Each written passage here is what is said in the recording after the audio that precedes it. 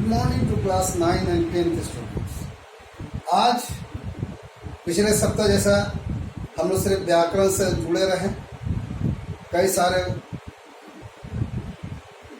प्रश्न दिए गए आपको लिखने के लिए। उम्मीद है कि आप पूरा कर लिए हैं क्योंकि समय आपके पास काफ़ी है। आज उसी कड़ी में हम लोग साहित्य सागर से कविता के पाठ नंबर 4 से चलते हैं। उस कविता का नाम है वह जन्मभूमि मेरी, लेखक सोहनलाल द्विवेदी। सोहनलाल द्विवेदी जी का पहले जान लें, उसके बारे में उनका परिचय। उनका जन्म 1905 में उत्तर प्रदेश के फतेहपुर जिले के एक गांव में हुआ था। एक अच्छे परिवार में, एक धनी परिवार में हुआ था। इन्होंने एमए तक पढ़ाई की।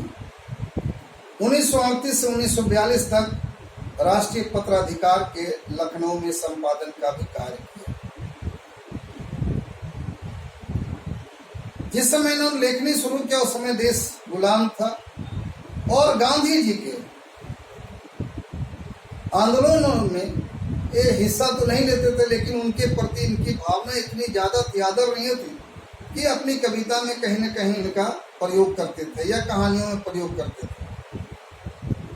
द्विवेदी जी काव्य में गांधीवाद, राष्ट्रीय जागरण, स्वदेश अभिमान, भारत की गरिमापूर्ण संस्कृति, गर्म सुधार, हरिजन उद्धार और समाज सुधार के स्वर मुखरित हुआ है।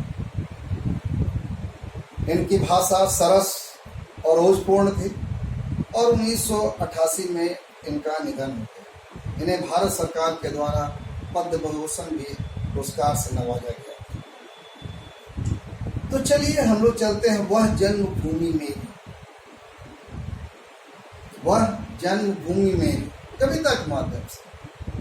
वह जन्मभूमि मेरी, वह मातृभूमि मेरी, ऊंचा खड़ा हिमालय आकाश चूमता है। ऊंचा खड़ा हिमालय आकाश चूमता है, नीचे चरण तले पड़ नित सिंधु झूमता है। गंगा यमुना त्रिवेणी नदियां लहर रही है, जगमग छटा निराली पग पग पर छहर रही है। वह पुण्य भूमि मेरी, वह स्वर्ण भूमि मेरी, वह जन्मभूमि मेरी, वह मातृभूमि मेरी। यहाँ पर सिंधु समुद्र को कहा गया है।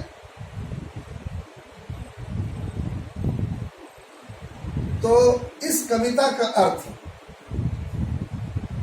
पहले जो अनुच्छेद मैंने बताया वह जन्मभूमि से लेकर के वह मातृभूमि मेरी तक, प्रस्तुत कविता में कवि सोहनलाल द्विवेदी ने अपने मातृभूमि की प्रशंसा करने का प्रयास किया है और प्रशंसा करते हुए कह भी रहे हैं कि भारत देश की महानता बहुत ही ज्यादा अपरंपार है। कई तरह से भारत के गुणगान को करने का प्रयास किया है। उसी कड़ी में कहते हैं कभी भारत की उत्तर दिशा में हिमालय पर्वत है। अभी सब लोग जानते हैं, आपने मैप देखा होगा भूगोल का, ज्योग्राफी का। उसकी ऊंचाई जितनी ऊंचाई है, दुनिया की सबसे ऊंची चोटी है। उसकी ऊंचाई को देख कर लगता है कि वो आकाश को चूम रहा है। उसकी हिमालय पहाड़ की जो गगनचुंबी सबसे ऊंची वाली है चोटी, ही लगता है कि आकाश को चूम रहा है। वहीं दूसरी ओर नक्शे के नीचे की ओर चलते हैं तो भारत के दक्षिण में हिंद महासागर है। ऐसे लग रहा है कि वह चरणों को निरंतर चूम रहा है, यानी चरणों को पखार रहा है, धो रहा है। गंगा यमुना त्रिवेणी जैसे पवित्र नदियां हमारे देश में है, बहती है और ये बहने के साथ देश की शोभा को बढ़ा रही है। इसके अतिरिक्त अन्य नदियां जो बहती है हमारे देश में, जिसके कारण चारों तरफ हरियाली छाई हुई है, उसके जल को सिंचित कर खेतों को पटाया जाता है और किसान अपने खेतों में उसी के पानी का प्रयोग करके हरियाली देश में लाता है, ज्यादा से ज्यादा अन्न उत्पादन करता है। इन्हीं नदियों के किनारे जितने शहर बसे हुए हैं और जितने जमीनें हैं बहुत उपजाऊ है, अर्थात यहाँ की मिट्टी बहुत ही उपजाऊ है। जिसमें फसलें इतना ज्यादा होती है जिसके कारण इसे स्वर्ण भूमि कहा जाता है। इसे लोग स्वर्ण भूमि कहते हैं। इसलिए कभी यह कहना चाहते हैं कि भारत भूमि अपनी जन्मभूमि पर गर्व है, हमें गर्व होना चाहिए और यह हमारी मातृभूमि भी है। अब दूसरा चलते हैं।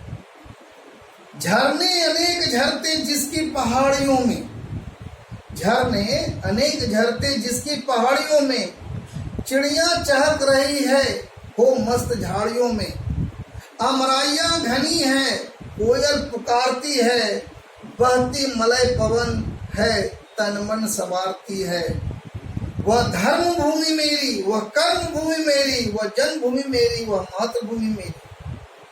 यहाँ पर अमराइया घाटियों को कहा जाता है।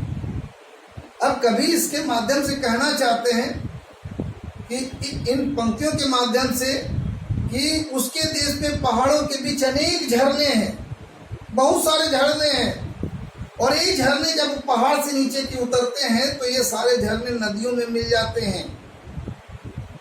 अपनी चाल के कारण, ढलान के कारण जहां जहां नदी मिलते हैं, पहाड़ों से बहने वाले झरने वो नदियों में मिल जाते हैं। चिड़िया जब चहचहाती है, जब आमों के बागों में, जब आमों के बागों में चिड़िया चहकाती है, कोयल की आवाज गूंजती है, सुनाई पड़ती है। अब आवाज आती है, आवाज सुनाई पड़ती है। मलय पर्वत से आने वाली ठंडी ठंडी हवा सबको मंत्रमुग्ध कर देती है और ऐसे में सभी के हृदय बड़े प्रसन्न हो जाते हैं। शीतल वायु से मंत्रमुग्ध कर लिया जाता है। इसी प्राकृतिक सौंदर्य से कवि का मन झूम जाता है, झूम करके लिखता, और कवि कहते हैं कि अपनी जन्मभूमि को धर्मभूमि कर्मभूमि माना है। कवि को गर्व है। क्या गर्व है भाई? कि उसका जन्म इस भारत जैसे संसार में हुआ, भारत की भूमि पर हुआ है। अतः हम अपना जीवन, अपने जो जीवन काल है वो देश की सेवा लगानी चाहिए। यही हमारा परमो धर्म है, यही हमारा कर्तव्य है कि देश के प्रति हम सब कुछ न्यौछावर करने के तैयार रहते हैं। अब लिखते हैं कवि के अंतिम छंदों में, जन्मे जहां थे रघुपति, जन्मी जहां थी सीता, श्री कृष्ण ने सुनाई बंसी पुनीत गीता, गौतम ने जन्म लेकर जिसका सुयश बढ़ाया, जग को दया दिखाई, जग को दिया दिखाया। यह वह बुद्ध युद्ध भूमि मेरी, वह बुद्ध भूमि मेरी, वह जन्मभूमि मेरी, वह मातृभूमि मेरी। कवि का कहना है कि भारत भूमि पर महापुरुषों और वीरों ने जन्म लिया। ये तो इतिहास भरा हुआ है, इसको बताने की आवश्यकता नहीं। अगर इतिहास के पन्नों को पलटा जाए तो सारे भारत जो थे वो देश को, भारत भूमि में, इस देश में बहुत सारे महापुरुषों का जन्म हुआ, बहुत सारे वीरों ने जन्म लिया। यही कहते हैं कवि इस कविता के माध्यम से, जहां पर सीता राम भगवान विष्णु ने, जहां पर सीता और राम भगवान विष्णु ने श्री कृष्ण के रूप में अवतार लिया, वहीं बंसी बजा करके लोगों में प्रेम का संदेश दिया। इसमें जब अवतार लिया तो बंसी बजाकर लोगों को संदेश दिया, और यहीं पर भगवत गीता की रचना भी हुई। यह वह पवित्र भूमि है जहां गौतम बुद्ध ने जन्म लेकर सारे संसार को दया और प्रेम का संदेश सुनाया, संसार को मोह माया का त्याग करने की ज्ञान का खोज किया और सभी लोगों को बताया, उसके संदेश को सुनाया।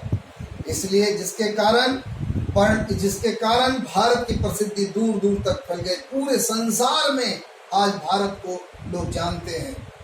अतः मातृभूमि, बुद्ध भूमि और युद्ध भूमि, जहाँ पर रामकृष्ण बुद्ध जैसे महापुरुषों ने जन्म लिया, इसलिए बड़े गौरव की बात है, क्योंकि यह मेरा मातृभूमि है। ये था कविता का अर्थ। अब आते मूल भाव पर चलते हैं कविता को। कहते हैं यह वह जन्मभूमि मेरी कविता सोहन लाल जो द्वारा लिखी गई है। इस कवि में भारत ने भौगोलिक, प्राकृतिक और आध्यात्मिक रूपों का वर्णन किया है।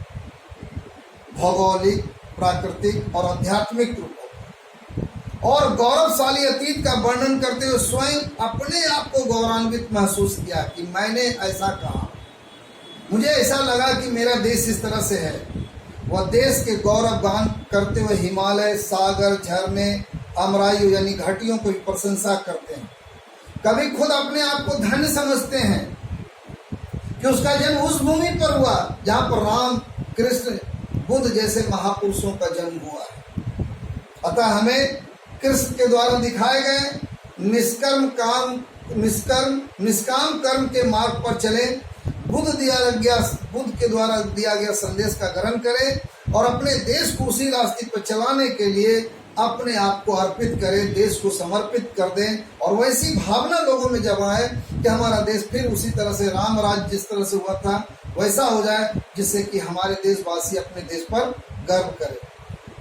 यह था ये कविता। उम्मीद है इसे बार बार देखेंगे, अच्छा समझेंगे और दिए गए कार्यों को निश्चित रूप से समय पर करेंगे। जब विद्यालय खुलेगा तो हर हालत में आपको कॉपी जमा करनी होगी, कोई बहाना नहीं। आप इसे देख सकते हैं बार बार, समझ सकते हैं बार बार। जब आपको प्रश्न मिलेंगे तो उसके आधार पर आप लिख लेंगे।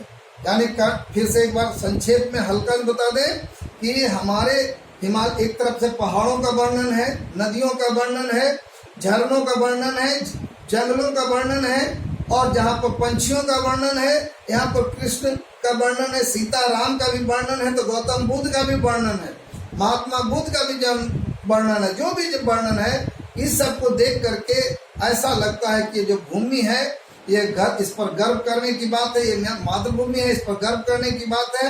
इसको अच्छे रास्ते पर अच्छे संदेश, बढ़िया संदेश दे करके प्रेम की भावना का ज्योत जला करके लोगों में वैसी भाव मिसाल बनाना चाहिए कि भारत भूमि जो है मेरा अपना भूमि है, यह कर्म भूमि है, धर्म भूमि है, जिससे हम इसको आगे बढ़ा सकते हैं, दुनिया के ऊंची पटल पर रख सकते हैं। इतना ही। Thank you very much.